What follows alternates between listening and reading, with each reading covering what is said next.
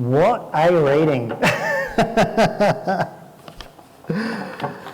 It's a really interesting one to have to talk about, hey? So hopefully you still call me friend afterwards. I want to start off by asking a question. This is maybe going to stir in emotions, I apologise, but have you had a time in your life when you've been bullied? Picked on? Made an enemy of someone?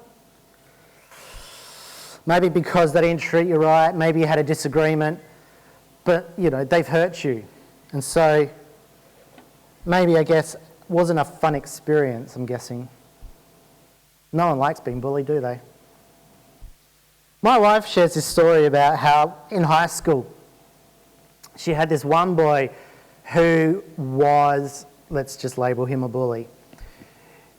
He would be really nasty to anyone, feed on their insecurities and point out what they weren't good at, made fun of them in front of his friends. Wasn't a very nice person. Thank goodness she's not at high school anymore. But that wasn't the end of the story. Because a couple of years later, after going out of high school, she went to a Christian camp and she was a leader. And so this boy was also one of the leaders. Wondered how that landed, eh? Actually, really positive. Because he had changed. He was a really caring young man. Had a real servant heart. They ended up becoming friends. And so no longer there was this animosity, but actually this relationship of working together. What a change. So that person that maybe has bullied you that you can think of, have you encountered them since? Have you seen a change? Maybe this doesn't sit with you. Well, let me try and give another way of explaining. I like my pop culture, and there's this movie, which you're probably familiar with, called The Karate Kid. Do you know the movie The Karate Kid? I'm an 80s person, and so I have to say, like, The Karate Kid I connected with. You know, I'm going to talk about the trilogy, and I won't bog down with the others, but in that space, in The Karate Kid, Daniel got picked on a lot in each movie. There was an antagonist. You know, usually the other guy that was fighting him for some particular reason was his enemy. Didn't like him. Well, what's been happening now with pop culture is they're rehashing stuff. Good old Hollywood, let's not reinvent something new. And now they've got this series called Cobra Kai, which is a similar framework. But what's been really interesting is they call it fan service, but they've been introducing these bullies back into the series that Daniel really struggled with. And I got to say, when this happened, I was also feeling a little bit, brought up my own feelings of, I don't know, like, what are they, is he going to have to fight these guys again? But no. The way they've written these characters is these antagonists, these bullies, actually felt remorse in how they treated Daniel in high school. The other main character, Jonah, who you can see on the right in the black, they seem to be rivals, but as the show progresses, they actually start working together. Some of the other characters in it that Daniel hears about actually end up befriending him and helping him in his school. Go figure. How's that for a story?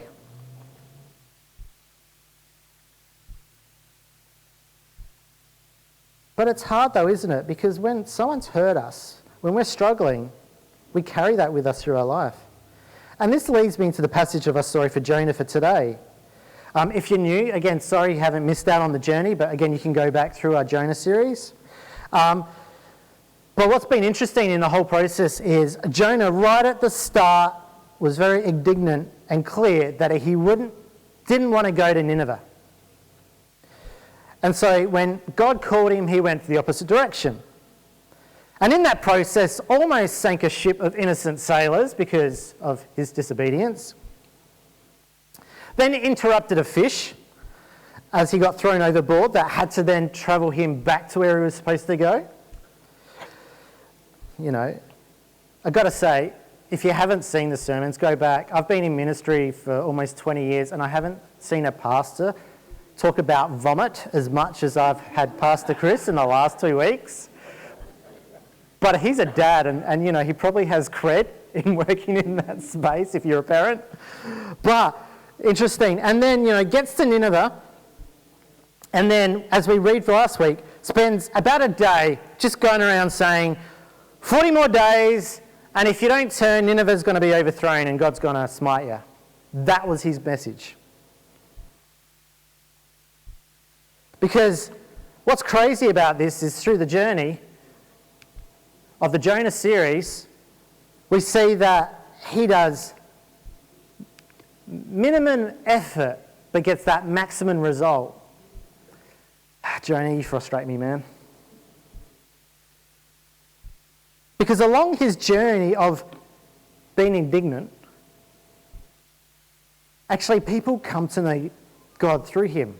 Like the sailors, when they threw him overboard, because Jonah's like, yeah, just do it. I'm just over this.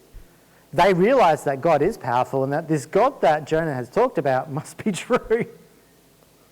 Go figure. There was no great message there.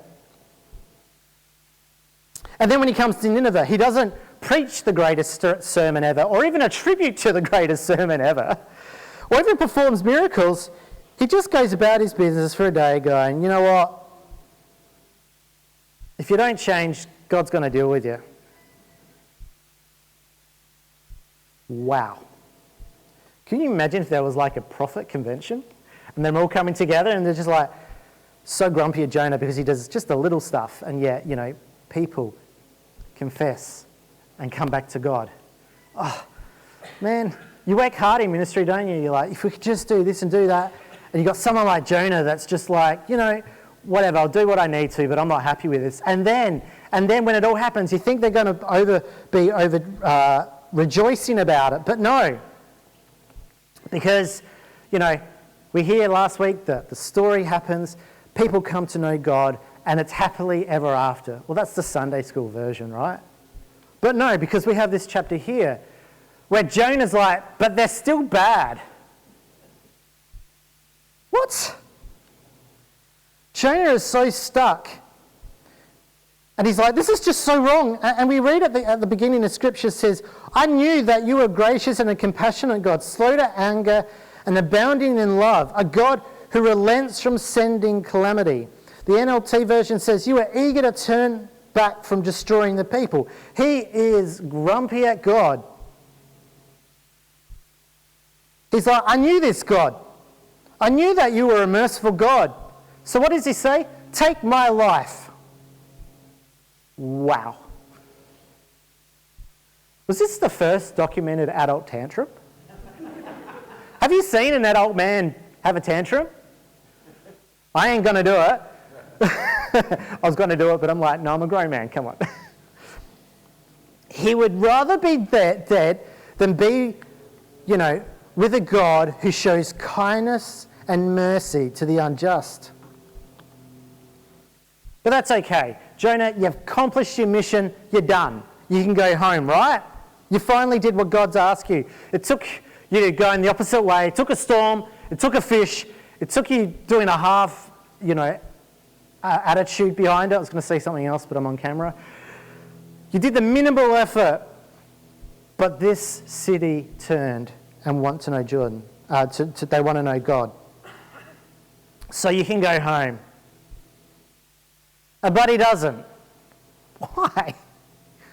Are you really that stuck? It's so bizarre. He doesn't go home because what we see is, you know, he then goes outside the city gate. We get this impression that he sits on the hill and waits. For what? Well, he's hoping that he's right and that God is wrong and that they aren't really, you know, remorse. They really haven't repented. They haven't really, you know, turned away. Because he's hoping that if he waits long enough, Nineveh's going to trip up and he's going to see the fireworks of God's wrath happen. And he'll get what he's finally hoping for. Oh my gosh, Jonah. I'm not going to use the word narcissist, but wow. This is a prophet. In the reading that we have, he seems to spend more time sitting and waiting than he did actually proclaiming God. It says, in chapter 3 that Jonah spent, one day just going through the town because the city was like a walk from one side to the other was 3 days. And so he went a day's walk in proclaiming, but then in the reading we had, he sat on the hill and then got shelter. God gave him shelter, and then that night a worm ate it, and then he was complaining the next day that it was too hot. And why did you do this, God? Whew. What a piece of work. Now, I know I'm doing stacks on Jonah. I get it. But I wonder if the problem is with Jonah is he carried this resentment in his heart. In his heart, he didn't want them to come to know God.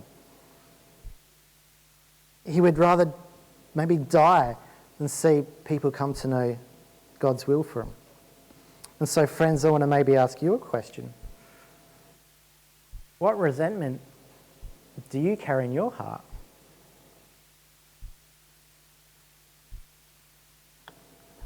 As I said at the start, hopefully you still call me friend afterwards. Because do you see yourself in this Jonah story? Are there people in your life who maybe you resent? It's really interesting, this chapter 4 of Jonah, because what's happening is the writer is placing Jonah in this situation for us to understand, and it's actually mirroring to us this question to the reader: are you okay with God loving your enemies?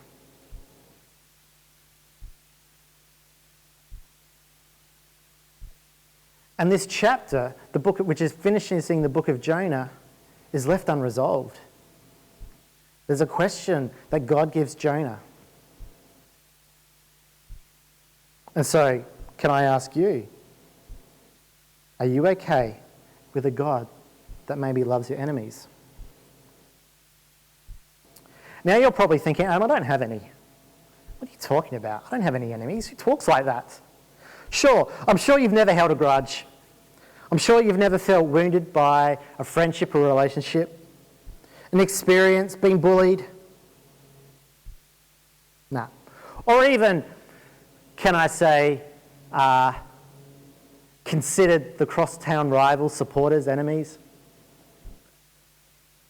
Nah, we don't do that, do we? But maybe you do. Maybe you're still holding on to that. Maybe you've been hurt so badly it's really hard to forgive. I'm going to say, hands up publicly, I've fallen into this trap. I have sometimes been stuck in my own selfishness like Jonah and being angry towards people who have hurt me. That I get caught up in my own self, my own woundedness. But then I'm reminded when Jesus is on that cross being crucified, and he says in Luke 23, Jesus goes, "Father, forgive them, for they do not know what they are doing."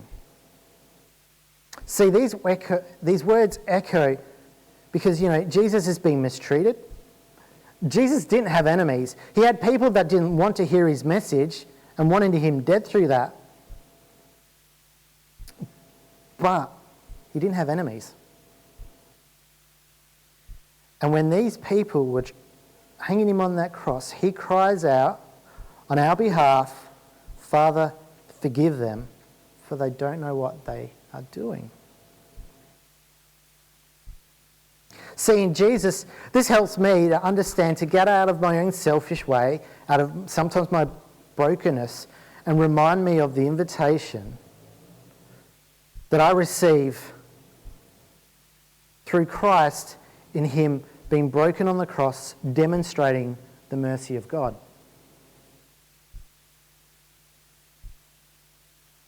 Because God's mercy right there is found in the actions of Jesus, sacrificing himself for us. And this gift is for everyone. And Jonah misses it. In John chapter 3, when Jesus is talking with Nicodemus, in verse 17 he goes, for God did not send his Son into the world to condemn the world, but to save the world through him. And so I find sometimes we have a fixed mindset that can be disabling. So too often in the church we go, I've seen, we draw a line on the sand and say, it's got to be this way or that way. That we make these statements to say, you can only do this, this and this and this. Or we have to be right. We have to be the dominant group in the world. That we have to fight the culture wars. That the world is against us and we need to win. But what if that's not what we're invited into? Winning people for Jesus, that statement. I was really challenged by this because in a recent book, Michael Frost, who some of you may or may not read, he's a missionary, well not a missionary, but talks about culture and being missional. In his most recent book, Mission is the Shape of the Water, which is so good because we sung that song Ocean. So again, God's really good. And you probably can't read it up here, but let me read it. He's got this quote in here. He goes, what if when we unearth the gospel in the West, we abandon the illusion that we are meant to win? What if the church in this post-Christendom ensures any indication to dominate or have control in the culture in which we find itself? That what if faithfulness becomes our metric rather than triumph? Instead of saying, we need to be right all the time, that we need to say this is how we should be as the world. Maybe through being in our voices, maybe in our faithfulness and actions, we demonstrate that instead of winning people for Jesus, that's about loving people for Jesus. And this is what we're trying to do with our outreach event, end of October, isn't it? Something that seems simple and little, by doing angels and giving them lollies for making them work for it. That doesn't sound bad. But what if through this action in the community that we're just like, we want you to experience the love of Jesus, and through this activity you're doing by going out and getting lollies, that we get to demonstrate that and share that hope.